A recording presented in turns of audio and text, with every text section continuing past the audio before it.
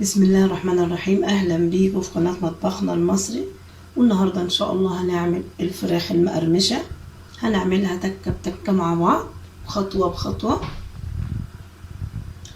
وان شاء الله تطلع احسن من المحلات. وهنشوف دلوقتي هنعمل ايه. انا هنا جايبة وراك، ممكن تجيبي وراك او فرخة سليمة وتقطعيها، ممكن تعملي صدور بس انا عندي بيفضل الوراك. ودلوقتي هنبدأ نشوف هنعمل التتبيلة ازاي. انا ان شاء الله هتبلهم وهخليهم لتاني يوم، وبعد كده نكمل نشوف هنعمل ايه كمان.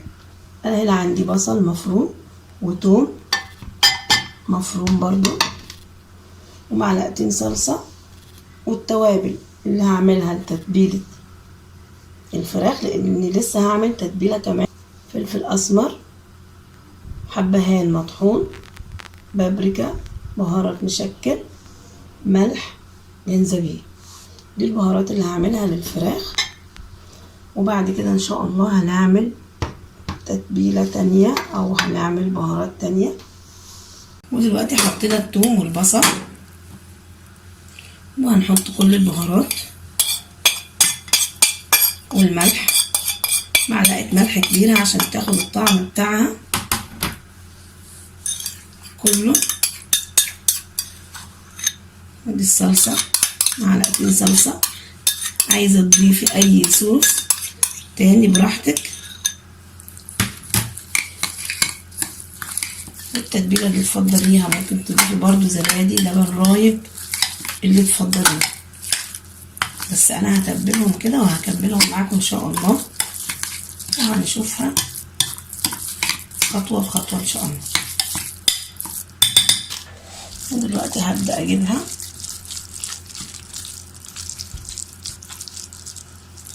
وهتبلها كده. انا هخليها تبات طبعا،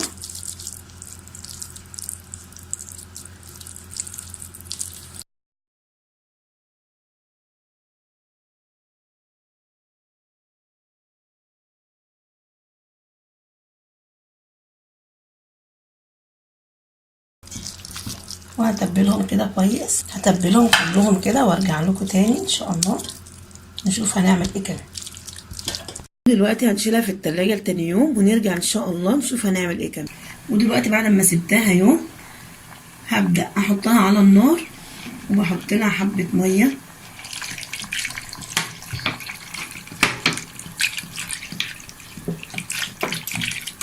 كده تاخد سلقة، وهنشوف هنعمل فيها ايه كمان. بسم الله الرحمن الرحيم. بسم الله الرحمن الرحيم. ودلوقتي هنبدأ نعمل الخلطة اللي هنقلي فيها.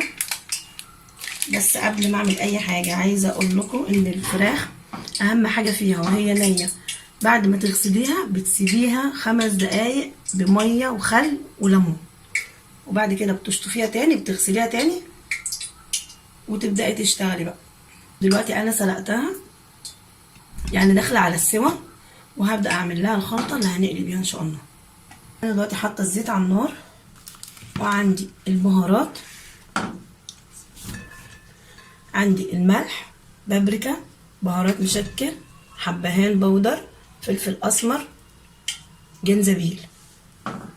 هنضيف البهارات كلها هنا على الدقيق، ومعلقتين نشا،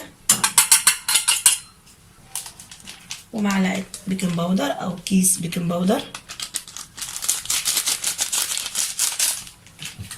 ونقلبهم مع بعض كويس.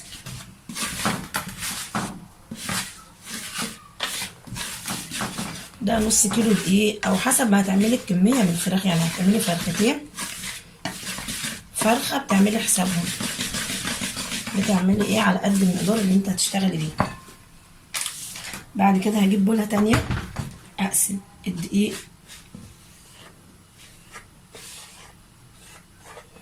اللي عملناه بالبهارات، وهنا هخلي دي كده. الخلطه دي هي معروفه عند العطار خلطه كنتاكي، يعني بتقولي له عايزه خلطه كنتاكي ناعمه او خشنه، هو بيديها لك زي ما انت عايزه. وده بقسماط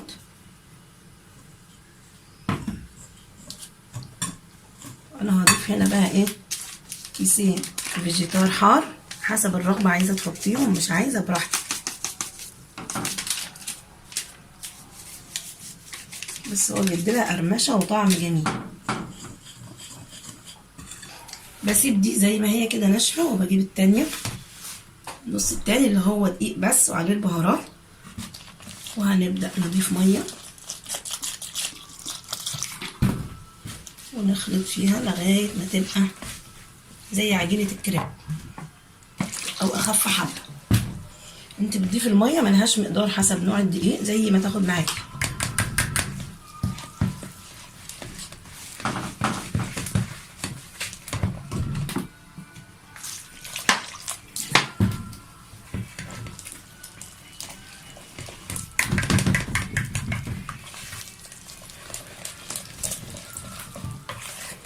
تقلبيها لغايه ما كل الكلاكيع دي تروح، وتلاقيها بقت عجينه سايله جميله معاكي. هي بالتقليب بتفك لوحدها اهي، وتزودي ميه حسب ما تعوزي.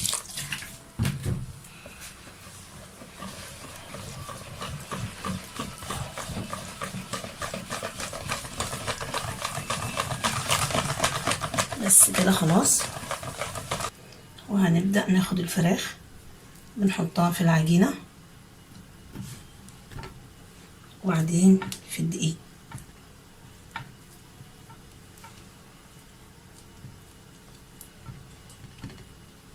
ما بتكبسهاش بايديكي ولا حاجة، وبنركن كده عشان نروح على الطاسة مرة واحدة.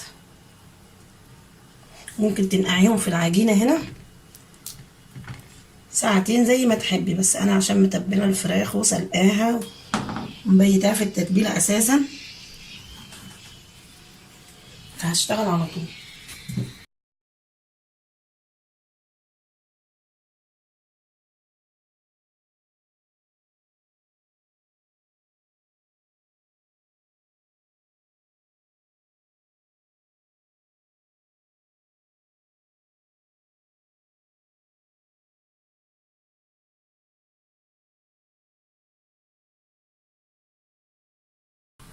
ودلوقتي هنبدأ في التحمير.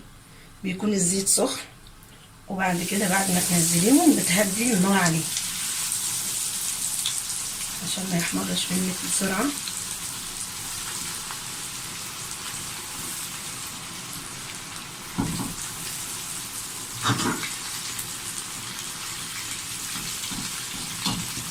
بس كده نستنى بقى ما يحمروا ونطلعه.